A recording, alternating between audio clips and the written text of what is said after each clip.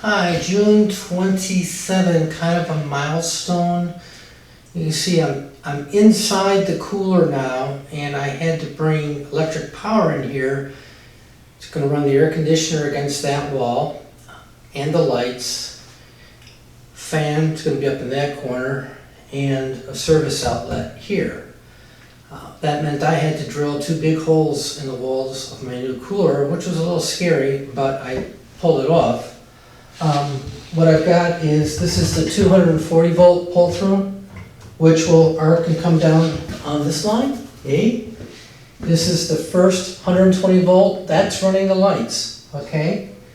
The second 120 volt is going to come through here, and that's going to come again and follow this blue line and go to my service outlet and for the fan outlet. Now this first service outlet is going to be ground fault protected, so that the downstream outlet is ground fault protected. I don't know if you've noticed, but ground fault breakers are outrageously expensive and almost impossible to get now because of the new requirements for residential. I do not have to have an arc fault in any of this stuff. In fact, it would really work against me. So I'm doing what I can for the time being until these GFCI breakers prices come down. The 240 volt ones are going to be well over $100 each, so thrills. But anyway, one thing I did not like the metal box that the vendor provided for the service feed-in. Got rid of it, put this in instead, going into the side of their vapor-proof. The light switch, the main light switch, is on the outside. I turned off everything.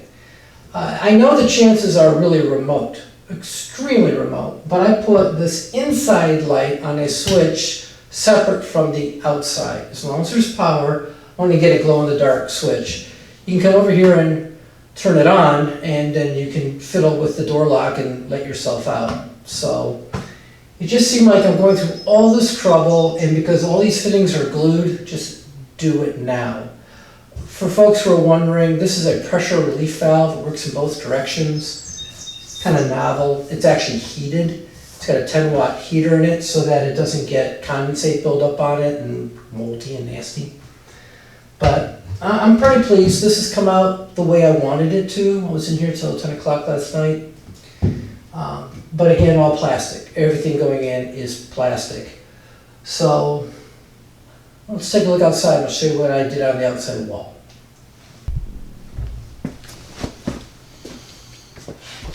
Okay, this sub panel is the service entrance exclusively for the cooler. It's got one breaker in for the outlet in the fan, one breaker for lighting. You don't want to trip a breaker and be standing in the dark. And a 240 volt breaker that's going to be dedicated for the air conditioner. No big deal.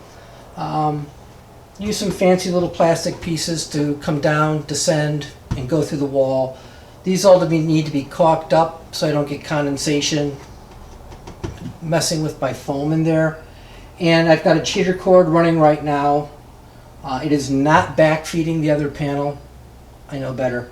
It's just feeding that panel on that side. But again, here's to the side of that heater, of that vent. So I'm pretty pleased. This has got a 40 amp service. It doesn't really need that much, but you know, it's the smallest cable I can get. So this has got its own 240 breaker back at the processing area. All of this stuff is on one sub panel now. So anyway, this is what I put in last night, and I'm kind of glad it's in the rearview mirror. I just need to get the conduit on the wall to the side, and I'm waiting for my helper because I really want it to be straight because it'll bug me if it's crooked. Well, that's all for now. I'm hoping everyone's having a good summer so far. It's here. Take care, be kind, stay in touch. See ya.